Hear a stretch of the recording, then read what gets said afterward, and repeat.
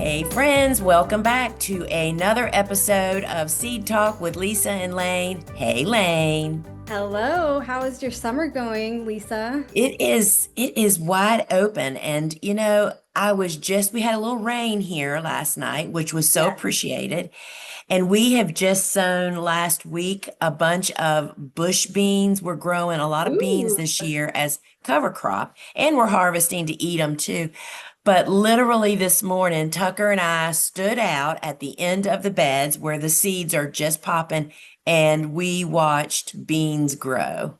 Oh, It was, how I mean, fun. under the umbrella, the two of us just standing there, and it's like literally, I felt like I could watch them sprout. It's so hot, and it's been dry here, so every little drop of rain really counts. So I'm kind of enjoying summer right now. How about I you? I am too, although I am looking forward to the fall. I saw some leaves falling the other day that looked a little dry. It was reminding me fall is right around the corner, so I'm looking forward to that. And, I'm kind of in honor of fall today with my orange shirt on. You are. I'm just looking at the backdrop. It's like I could be talking fall today, if Yeah, we needed to. you're like a little So, jack-o'-lantern. yes, for sure. And, Lane, I think that that may be one thing that many of us don't get about growing annuals and growing seasonal annuals is how you get to truly embrace the seasons in the colors and the changes and diversity and the good bugs that it brings and the birds and just I'm just feeling really led right now because we're in high summer, right? This is July. Our summer annuals are busting loose, but guess right what's on its tails is our fall annuals. Hibiscus, hairy balls, pumpkin on a stick is looking Oh, yes. amazing. And to think that just when I start loving that, it's going to be time to start planting cool flowers. I mean, I it's can't so believe it. fun. So It fun. is. It's so fun. So, Lane, let's tell me what is it that we're going to be talking about today? Well, we get a lot of questions about the proper harvest stage for cut flowers, and this can actually be one of the trickiest parts about growing cut flowers for people. And the reason it's so tricky is that each flower has its own harvest stage particular to that flower. So some you want to harvest when they're fully open, some are when they're more closed, some are when a third of the florets on a stem are open, some are when two-thirds are open. So that can all be very confusing. And by the time you have flowers that are ready to harvest, you've put so much time into starting the seeds and taking care of your seedlings and watering and weeding and just taking care of the plants. And you really don't want to blow it there right at the end when you go to harvest. You want to make sure you're cutting it just the right time. So today we're going to talk about why it's important to learn the proper harvest stage for each of the flowers you're growing and kind of some of the things that might go wrong, some of the consequences if you end up harvesting a little too early or too late. And we're going to use an example flower to represent each of our points. Lane, I think you have nailed it because that is so true. We see it in the cut flower industry all the time as people spend all this time and effort and invest in growing these flowers and then they're cutting old flowers, which is my Right. pet peeve. It's like it's like not icing the cake. And Right. it's just so disappointing. So I think that's a great topic. Let's jump in. All right. So the first reason that it's a good idea to know the proper harvest stage for your flowers is you really want to ensure that your flowers are going to go on to fully develop and open up in the vase. If you cut certain flowers too early, they may either stay kind of frozen in time and just remain partially open the stage you cut them at, or if you cut them in a really, really, really tight bud and they're not supposed to be cut, then they may just never go on to open at all. And our example for this point is actually going to be Iceland poppies. That Iceland poppies, aren't they beautiful? First off, friends, They if you're are. listening to this on a podcast app, you need to know that Layne always puts together a beautiful slideshow to go along with what we're chatting about. And right now, we are looking at a vase of open Iceland poppies. For Iceland poppies, you soon learn that you should cut them just as soon as that little outer sheath begins to crack and you can just see what color the bud's going to be. That's when you know it's time for you to cut it, because doing that at that point, they in fact continue to open indoors. And when they open indoors out of the hot sun, the drying wind, you just get a better quality flower that ends up actually lasting longer. And so, particularly for flowers like Iceland poppies that tend to have a shorter vase life, every step you do just ensures you get the most time. But we know that cutting at the right stage is important for every darn flower. Are there any other flowers that come to mind that if you harvest them too early, they just don't go on to develop or don't go on to open up anymore? Sure, and I'll give you a great example of this. When I first started selling to florists, almost 30 years ago, one of the crops that I wanted to grow were sunflowers, right? And so I had a really hard time cracking my florist to purchase sunflowers. And do you want to know why? Because shipped in flowers are usually cut so early and they experience exactly what you're describing here, Layne.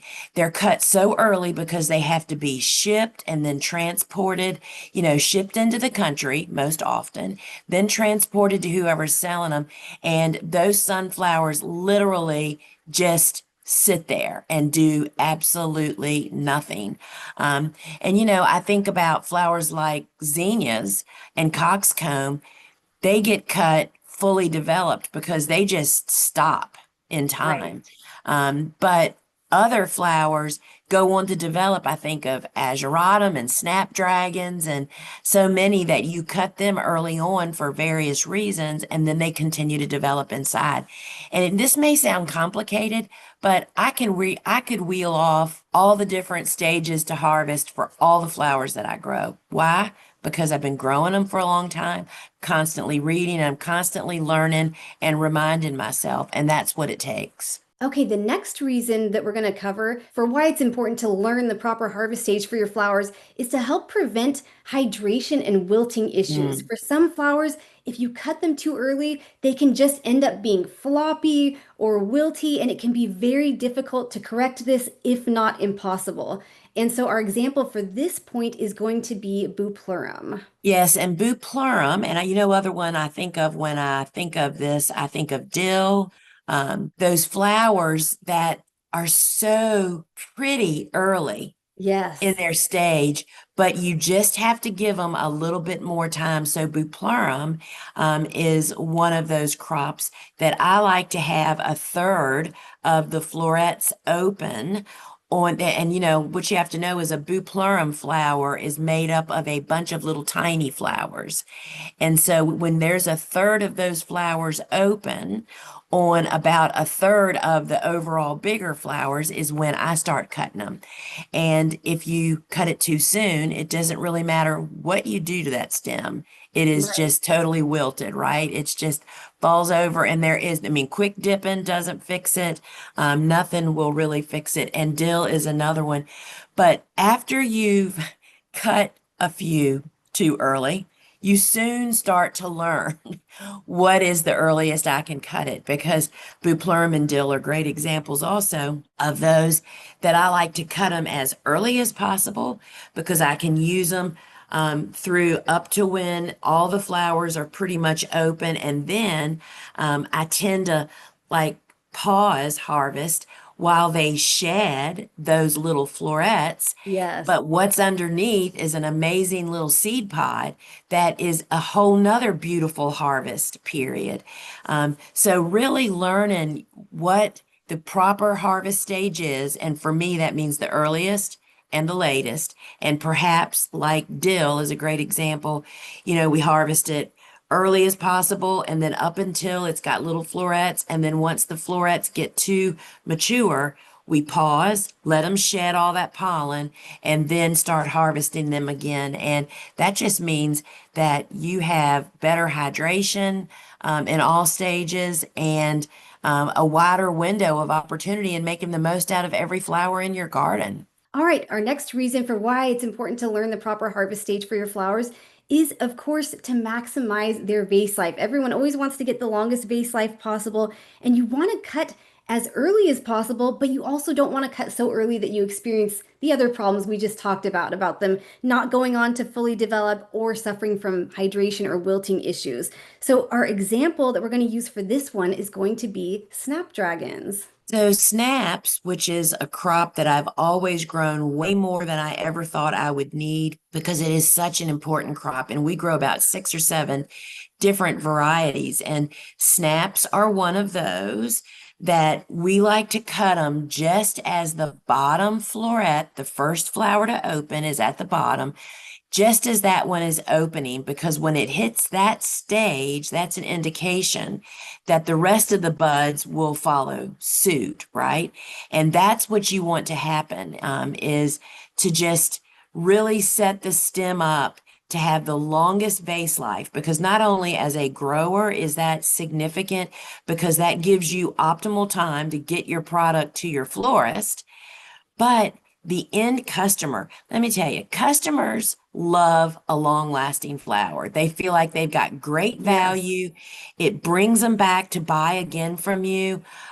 While flowers like, sweet peas and Iceland poppies don't have quite as long a vase life as most of our other flowers that we grow, they are kind of the best days of your life, having sweet peas or Iceland poppies in a vase. People love them, but that doesn't necessarily bring them back the next week like a long lasting flower. And a snapdragon cut at the proper stage and then handled properly, to be sure that they're put in holding solution, the whole process of Yes. conditioning just brings that along. But this armload of snaps that I'm holding are Chantilly snapdragons, which is an early bloomer for us. I'm not sure, I can't remember if they're group 1 or 2, but they bloom during the short days of early spring. In the field for me, these guys are starting to pump out the stems in sometimes late March, but in early April and throughout April. And that is just when we want the most. And also when you're harvesting snaps, you want to beat the bumblebees to the floret, because if a bumblebee pollinates a floret, one of the individual flowers, that flower is going to fall off prematurely. Just another way to ensure that the end vase life is the maximum. And of course, using flower food in the vase for your end customer, or if you're the one that's going to put it in your vase, using flower food keeps the blooms opening with nutrition. It keeps the water clean with a biocide, but it also keeps the color in the blooms. I mean, it just all around helps to maximize the vase life. And it just gets, the more you start talking about it, you just realize this is why so many, particularly commercial flower farmers, that just really haven't dug into the complete picture of from growing, and the growing part is just one little piece of the pie. The harvest is the rest of the story, but it's really the only part of the story that your end customer sees. So it needs to Yeah. be given the front seat. And something else I wanted to mention with this point is the proper harvest stage. It depends not only on the flower that you're dealing with, but it can also depend on your intended use for the flower. So if you're a home gardener, or maybe you're doing something for event work, like a wedding where that flower really only needs to be open for that one day, you might not care as much about maximizing the vase life. Yeah. And in fact, you might actually want those flowers to be a bit more open for the day of the event. It's so true. Like, you want to be sure that if you do have a 1 day event, that the flowers are not in bud Closed. for that Right. 1 day. Yes. You might harvest a little bit later, or you harvest them, get them open to the proper stage, and then you refrigerate them so that they're perfect for that day. And on the other hand, I think one of the sweetest comments that we used to get here in our members only market from our customers, where we just really built community and relationships with them is hearing from our customers how they absolutely loved, and this isn't always true when they first get introduced to local flowers. People are used to supermarket flowers, right? That they're all wide open and they typically do not develop. They look exactly like you bought them the entire time you have the bouquet. When you get local flowers that are harvested properly, what they would say is, I mean, what a journey the last week was for me. Every day my bouquet was different because different flowers were opening, coming and going, and just, I mean, it is so very, very different. I mean, that is definitely a portion of local flowers that doesn't get talked about it very much, but customers absolutely appreciate and enjoy that journey, that by when you cut them at the right time so that they're continuing to open throughout the life of sitting on somebody's table is pretty amazing. And even if you are selling at a farmer's market and you have a few stems of the same flower in a bouquet, sometimes it's nice to have one that's a little further along just to give them a little sneak peek of what that flower is going to ultimately look like. That is so true. And we used to do that with sunflowers because we would use sunflowers as our focal flowers in many of our bouquets. We'd have one that is fully open. That's what, is going to be like the pop. But there's 2 to 4 others that are in bud at some stage. So that is that whole journey.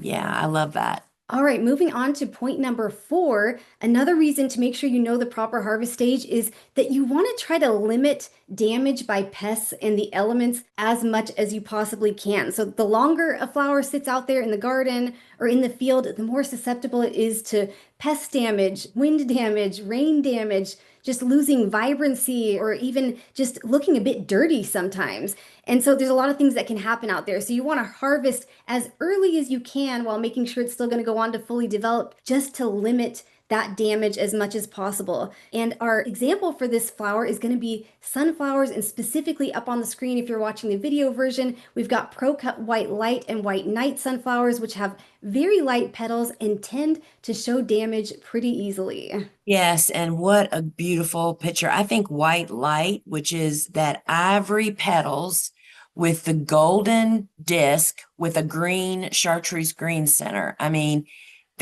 people don't even think they're sunflowers, right?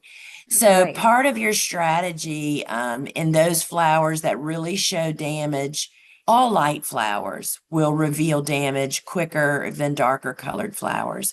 And there's different kinds of damage. There's spots, which if you didn't know it, that's actually where insects are pooping and peeing on your flowers. That's what creates spots. And the longer out there, the more that kind of action actually happens. Then there's chewing insects like beetles and caterpillars and grasshoppers. So there's different strategies, but a strategy, in addition to cutting them at the proper time, which is paramount, with sunflowers. I mean, sunflower petals, I think, are like a delicacy to pests. They think they just died and gone to heaven, right? And so we typically harvest them just as the very first petals are lifting off the face of the disc. But another strategy that not always people are aware of is we tend to grow light colors in the seasons when the pest pressure might not be at the peak. Like I tend to not grow whites and even lemon. The Pro Cut series is what we grow. The white light, white night, and the lemon are 3 of my favorite early season sunflowers, not only because the colors are conducive to spring, but the pest pressure hasn't really gotten revved up yet. So it's easier for us to get, as you can see in this image, those blooms. I do see one little black spot on one flower, and that is pretty phenomenal, considering that we are a pesticide-free farm. We don't use any pesticides, organic or otherwise, to do anything to control pests. It's all about the way that we farm and garden. And so strategy of what you plant and when you plant it also plays into limiting the damage of flowers and getting them inside into perfect conditions for the end result for your customers. Once a customer experiences the white light and white night sunflowers, has a good experience with them, they want them all the time. Nothing like leaving them wanting more by Yeah. stopping growing them for the summer. That's such a great point. And another one that reminds me of that, not necessarily in terms of the flower, but of the foliage, is amaranth. That one, early in the season, it tends to get Mm. so much damage on the foliage from pigweed flea beetles, at least here in our area. But if you wait until Yes. later in the season, it's so much less that it can be worth it to just avoid planting it earlier if you suffer from those issues. And you know what else? This is so funny. I was just out. Bobo yesterday planted the lion's share of our last warm season tender annual succession, the mixed succession, not ours. We continue to plant sunflowers and sporadic a couple other things. But the last, marigolds, cosmos, just a lot of different ones. And there's leftover white swan marigold transplants out there and the marigold mixes. And you know what? I was standing out there watering this morning thinking to myself, I have got to find somewhere to plant. There's about 60 leftover white swans. We had 100% Oh, germination, by the way, Layne.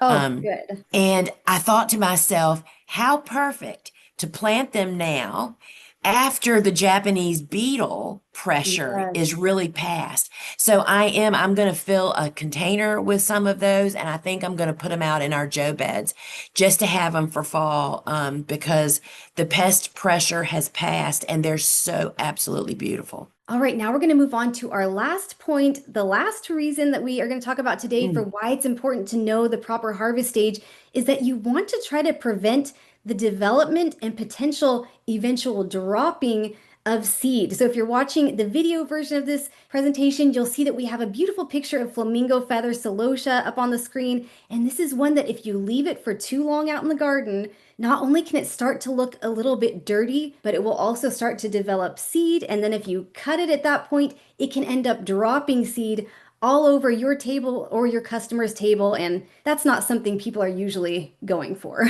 It's so funny. I was just looking at this morning too. They not only do they drop seed, the blooms really fade in color. You Yeah. don't experience like we're looking at flamingo feather is this absolutely stunning plumes that are in this picture.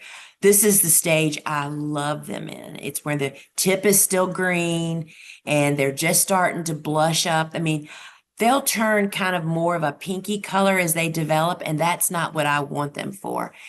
And I will say that this is also another surprising point for people. We're in a different point here on my flower farm. We no longer grow to sell. We grow for education, and for taking images for, our courses and books and for showing people what our seeds do, the seeds that we sell, what they look like, right? And what that means is that oftentimes flowers don't get cut complete like they should in a cutting garden, meaning we plant too much. It's called an insurance policy, right?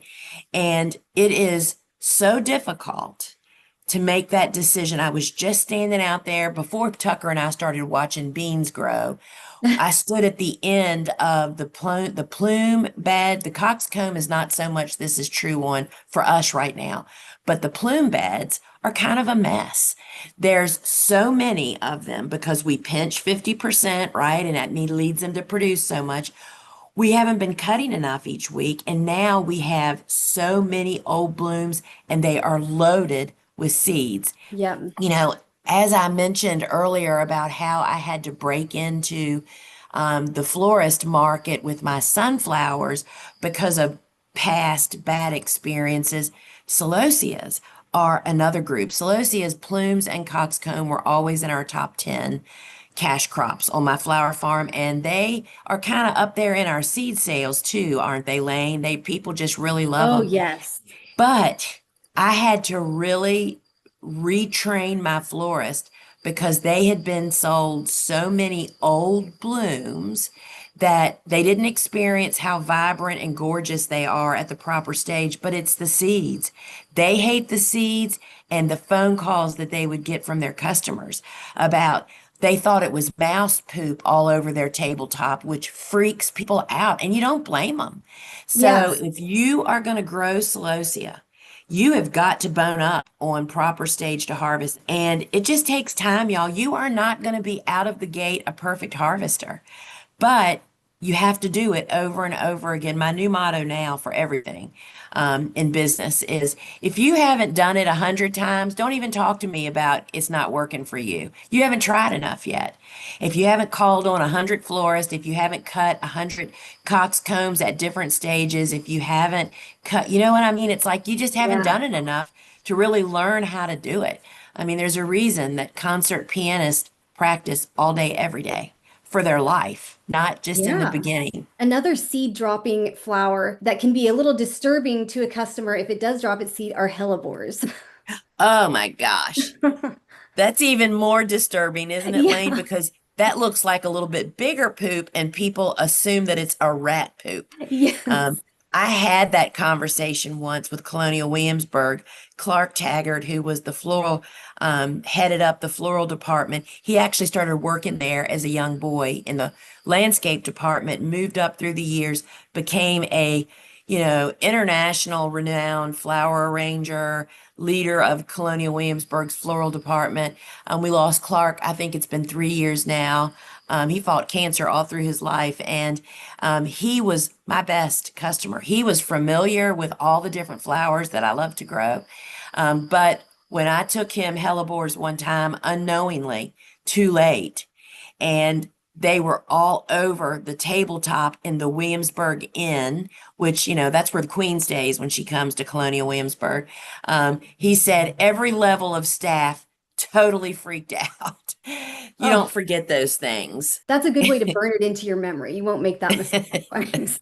Yes, yes. So, so Solosea is an obvious one, but I think the overall takeaway here, Layne, is that particularly if you're a flower grower, and you're building a business, the bottom line is you have to absolutely learn the stage for every single flower that you're growing, which is one of the reasons that I recommend starting, with annuals, starting with a limited number of annuals, because there's a lot to learn besides just getting the seed to sprout, right?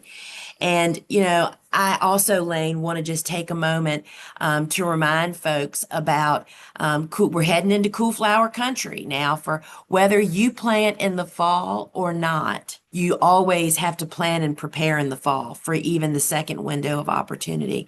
And I just want to remind folks about the amazing online course that Layne built called Cool Flowers from Seed to Harvest that she and I co-host from and lead and guide you from mostly out in the field demonstrations of where to make the cut, when to make the cut, the stage to make the cut, and everything else about it. I mean, spring is the highest demand season, and you will be quickly overwhelmed and really learning the most that you can out of season lead you to be a stellar in season grower. And Layne, tell us a little bit more about what's in the course. Well, it's an online on-demand course, so you can access it at any time from anywhere with an internet connection, including from your phone. There's an app you can get as well. And we walk you through 36 different cool season hardy annuals, aka cool flowers, and we take you from the beginning of when to even start these seeds and then walk you through each of these different flowers, all the way from sowing the seeds to eventually being out in the field, harvesting and showing with real life demonstrations, this is too early, this is too late, this is just right, so that you will become an expert yourself in growing and harvesting these 36 cool flowers.